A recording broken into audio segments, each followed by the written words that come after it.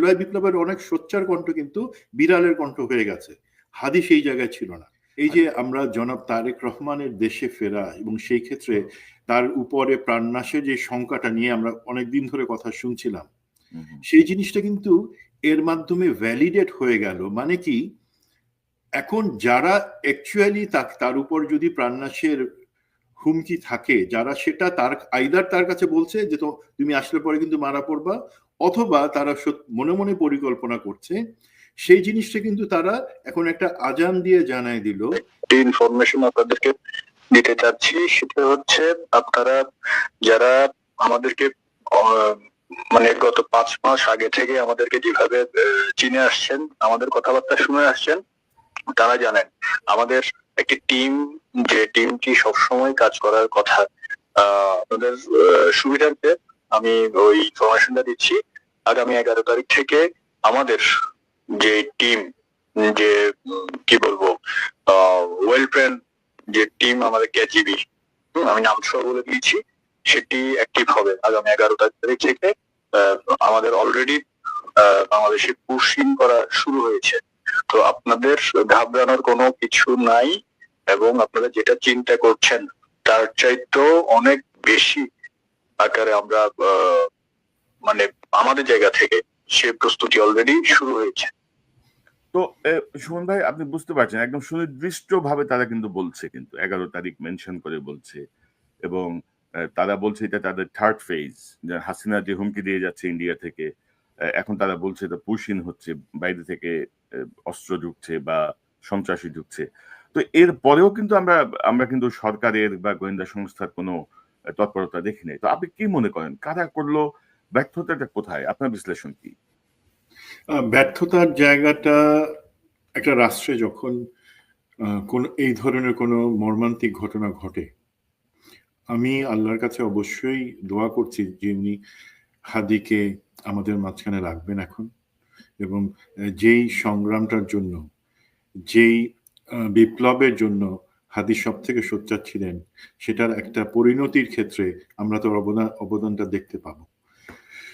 সেই কারণে এটা মর্মান্তিক যে এখানে একটা হামলা হয়েছে। সরকার যে কোনো সময় এই ধরনের ঘটনার জন্য তাকে দায় নিতেই হয়। প্রথম কথা, এখানে সরকারকে দায় নিতে হবে। এখন জিনিসটা আসি প্রথমে, কারা এটা বা কি কারণে করতে পারে, আপনি যে জিনিসটা বলছেন।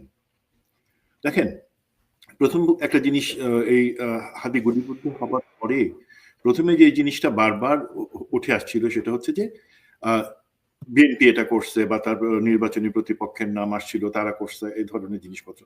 দেখেন, এই জিনিসটাতে একটা সম্ভাবনা কি, হাদি যথেষ্ট জনপ্রিয় ছিলেন, কিন্তু তার জায়গায় সেই ঢাকা ৮ আসনে মির্জা আব্বাস ছিলেন বিএনপি থেকে মনোনীত, প্রাথমিকভাবে মনোনীত প্রার্থী।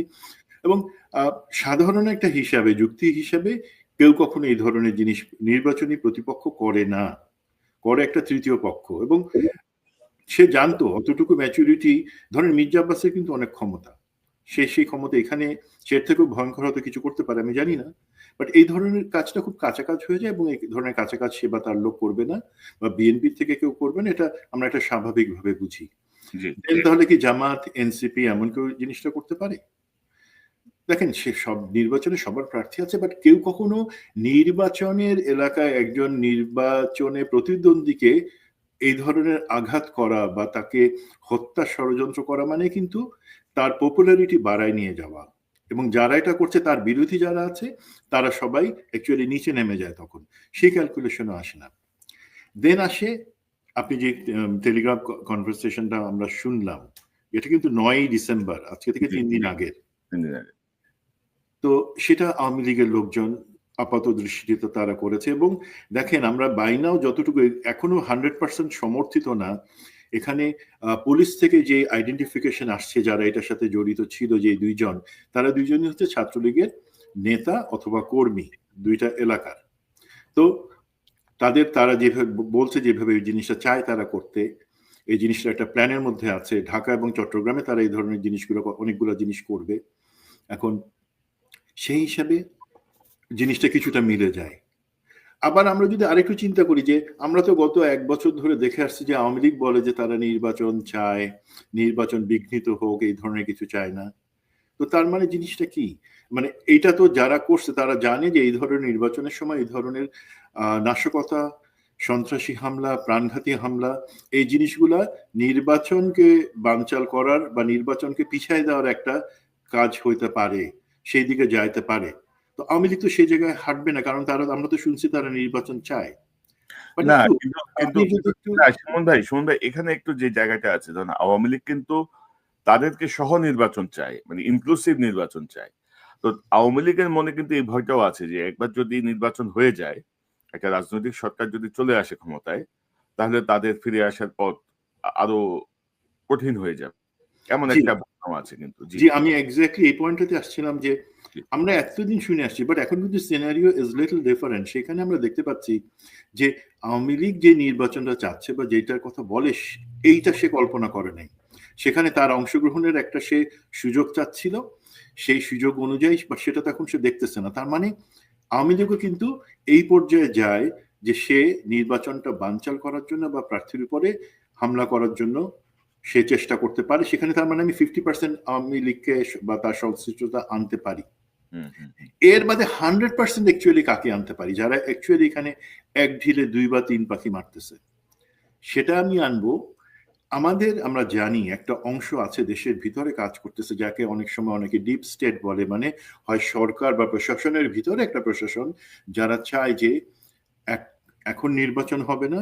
2 নাম্বার, তারা চাচ্ছে যে না, দেশে একটা নৈরাজ্যের পরিবেশ তৈরি হোক এখন, যে পরিবেশের ধোঁয়া তুলে তারা বলতে পারবে দেশে নির্বাচন অনুষ্ঠানের কোনো সুযোগ নাই। এখন এটা তারা কিভাবে চাচ্ছে দেখেন, এই যে আজকে ওসমান হাদির উপরে যে আক্রমণটা হলো, সেটাতে হচ্ছে কি, এক হচ্ছে নির্বাচন আইন শৃঙ্খলার পয়েন্ট অফ ভিউতে নির্বাচন অনুষ্ঠান করার জন্য এখনো দেশ পুরোপুরি তৈরি না, সেই জিনিসটা এস্টাবলিশ করা।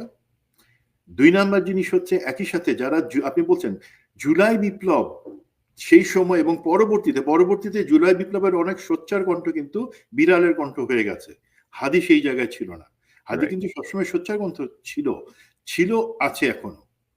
তো সেই ধরনের কণ্ঠগুলাকে একটা হামলা করে বাকিদেরকে বুঝানো যে জুলাই বিপ্লবের সাথে যারা আছো তারা সাবধানে থাকো। 3 নাম্বার দেখেন জিনিসটা, এই যে আমরা জনাব তারেক রহমানের দেশে ফেরা এবং সেই ক্ষেত্রে তার উপরে প্রাণনাশের যে শঙ্কাটা নিয়ে আমরা অনেকদিন ধরে কথা শুনছিলাম, সেই জিনিসটা কিন্তু এর মাধ্যমে ভ্যালিডেট হয়ে গেল। মানে কি, এখন যারা অ্যাকচুয়ালি তার উপর যদি প্রাণনাশের হুমকি থাকে, যারা সেটা আইদার তার কাছে বলছে যে তো তুমি আসলে পরে কিন্তু মারা পড়বা, অথবা তারা মনে মনে পরিকল্পনা করছে, সেই জিনিসটা কিন্তু তারা এখন একটা আজান দিয়ে জানাই দিল যে দেখো, হাদিরে ফেলে দিছি, তুমি আসলে তোমার পরিণতি একই রকম হবে। তো এটা যারা করতে চাচ্ছে, আপনারা জানেন একটা আমাদের ধারণা আছে যে আমাদের মধ্যে যে অস্থিরতা, আশঙ্কা, সেগুলা আমরা আশা করছিলাম যে জনাব তারেক রহমান যদি বাংলাদেশে আসেন সেই আশঙ্কা অনেকটাই কেটে যাবে, দেশ নির্বাচনের দিকে হাঁটবে, এই জায়গাগুলা।